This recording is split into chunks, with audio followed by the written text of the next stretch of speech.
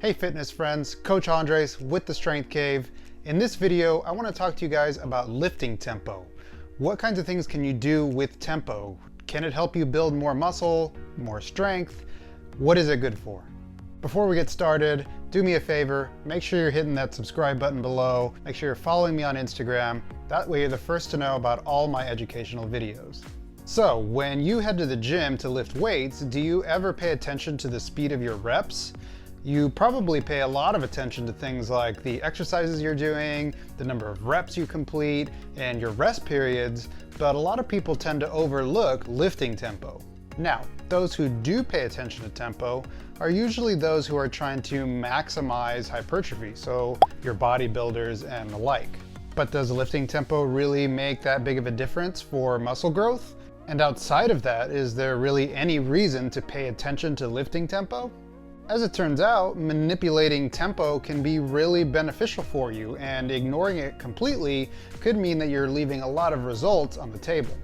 So first, let's talk about lifting tempo and hypertrophy. As I said, a lot of the conversation around lifting tempo is centered around gaining muscle. You see, mechanical tension is one of the main drivers of muscular hypertrophy. So, if you want to gain more muscle more quickly, you want to find a way to increase mechanical tension. One way to do this would be to slow down the speed of your reps. Let's say you lift 100 pounds for 2 seconds. You could say that that's a 200-pound time under tension, where if you slow down the rep speed to 5 seconds, now you're putting 500 pounds of tension on the muscle. So theoretically, by slowing down the lifting tempo of the movement, you're putting more mechanical tension on the muscle, which would lead to more hypertrophy. But there's just one problem. You can't necessarily do as many repetitions with the same weight when you slow down your lifting tempo. You're going to have to choose between moving slower with a lighter weight or moving faster with a heavier weight. This begs the question, which one of those two strategies leads to more muscle growth? Interestingly, the research actually says that the hypertrophic benefit is basically equal between the two. In fact, it seems that any lifting tempo between 0.5 and 8 seconds will lead to the same amount of hypertrophy. However, really slow lifting tempos, say 10 seconds or more, tend to perform worse as far as muscle growth is concerned. Now, it's important to note that most of that research dealt with lifting tempos in which the participants had to slow down both the eccentric and the concentric part of the lift. Some research that has looked at only manipulating the eccentric part of the lift and going slower during the eccentric part of the lift has shown promise as far as muscle gain is concerned. There isn't a lot of research to go off of there, so we can't quite jump to the conclusion that slow eccentrics are better for hypertrophy compared to traditional speed reps. So the way I look at it when it comes to hypertrophy is that slow tempo training doesn't necessarily provide a magical benefit, but it is still an effective tool that you can use that's going to lead to just as much muscle growth. Personally, weaving in and out of different lifting tempos from block to block has been a really effective strategy for me and a lot of my clients as far as continuing to force the body to adapt and grow bigger and stronger. So now that we've talked about the potential benefits of lifting tempo on muscle growth, what are some of the other benefits that you might get out of manipulating your lifting tempo?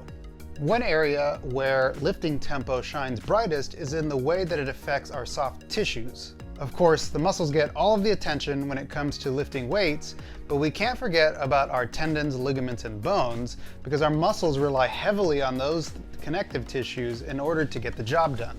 Several studies have shown that slower tempo training helps us to repair and remodel our connective tissue much faster than traditional speed training. So if you find yourself hurt, you can use slower tempo training to help you heal a lot faster from injuries like, say, tendinopathy or things like that. Similarly, you could just use slow tempo training as sort of a preventative thing to help you build stronger connective tissue, which is only going to help you to lift heavier weights in the future with less risk of injury. Another area that I found slower lifting tempo to be really beneficial is in improving neuromuscular efficiency.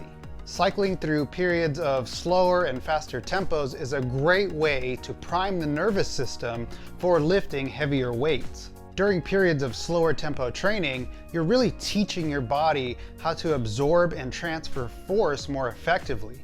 And you can also use it to hone in on your lifting technique. Once you progress to a faster tempo, your body is better able to handle heavier loads and produce more force.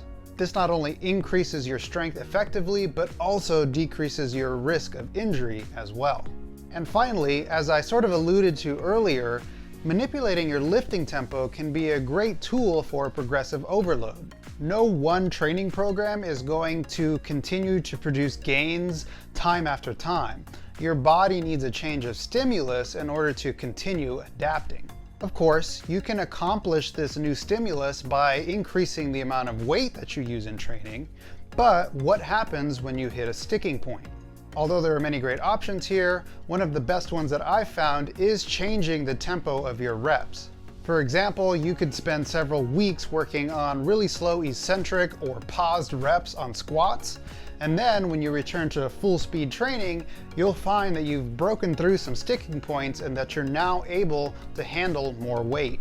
So in that way, lifting tempo can be a great resource for us to build more muscle and more strength over time. And that's it for today, friends. Thanks so much for watching. I hope you enjoyed this video. If you did, make sure you're subscribed to this channel by clicking the button below. Make sure you are following me on Instagram. I hope you guys are having a wonderful day, and I'll catch you guys next time.